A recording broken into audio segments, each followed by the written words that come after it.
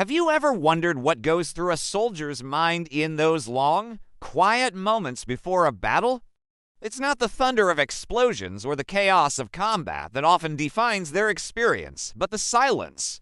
A heavy, deafening silence filled with anticipation, dread, and a profound sense of the unknown. This is the story of that silent fear, a universal experience for warriors throughout history, from the hoplites of ancient Greece to the modern soldier in a digital age. Imagine this. You're huddled in a trench, the sky a flat, gray canvas. The air is cold, biting at your exposed skin.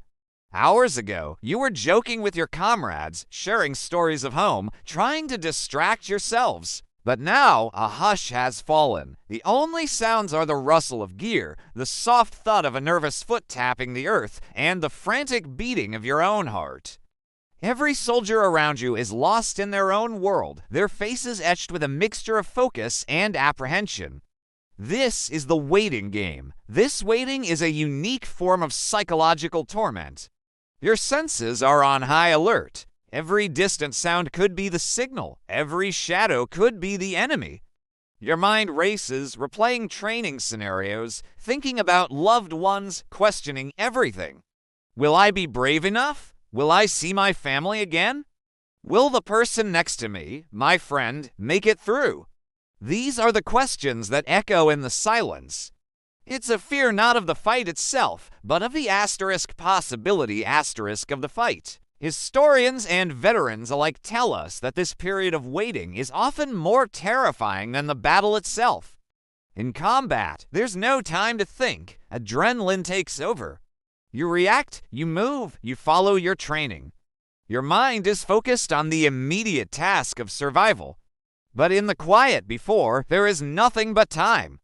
Time to contemplate every possible outcome, most of them grim. The imagination becomes a battlefield of its own, conjuring scenarios far worse than what might actually happen. Think of the soldiers on the beaches of Normandy.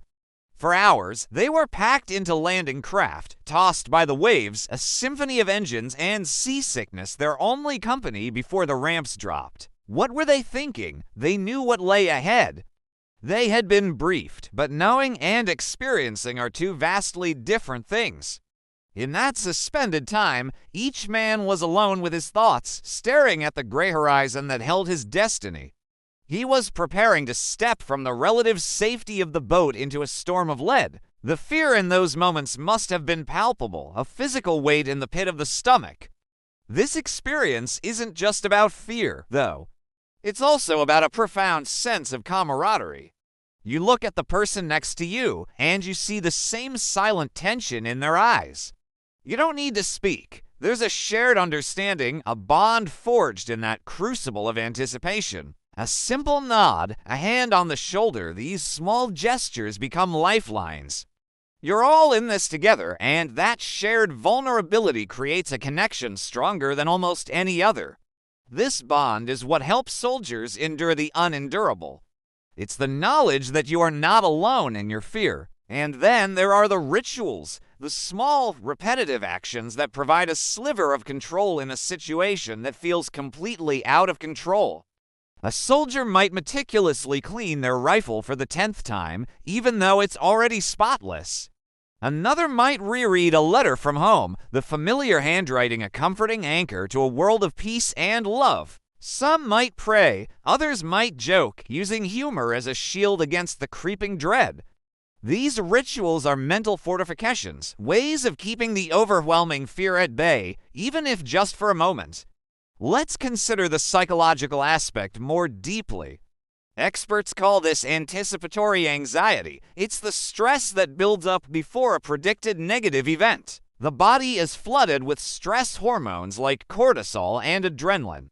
While adrenaline is useful in a fight, a prolonged state of high alert is exhausting mentally and physically.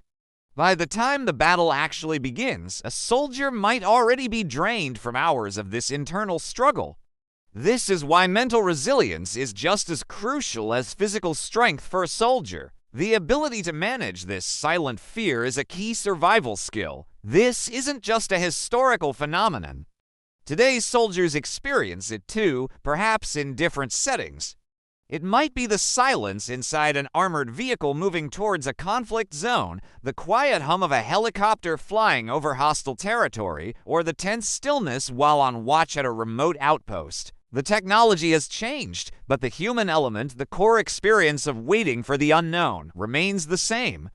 The fear is timeless. So, how do they cope? Training is a huge part of it. Repetitive drills build muscle memory, so when the time comes, actions become automatic, bypassing the panicked, thinking part of the brain. Leadership is also critical. A calm, confident leader can be a stabilizing force, their composure a source of strength for everyone else. And as we mentioned, the bond between soldiers, the brotherhood and sisterhood, is perhaps the most powerful tool of all. They fight not just for a cause or a country, but for each other. The next time you see footage of soldiers or read a story about a battle, take a moment to think about the quiet parts. The long hours of waiting, the silent fears they faced before the first shot was ever fired. It's in that silence that you can find a deeper understanding of their sacrifice, their courage, and their humanity. It's a reminder that the loudest battles are often the ones fought within the mind. Thank you for joining me on this reflection. It's important to remember the human side of conflict, beyond the headlines and statistics. If you found this perspective valuable, please consider liking this video and subscribing to the channel for more content that explores the deeper aspects of our world. Stay curious and stay thoughtful.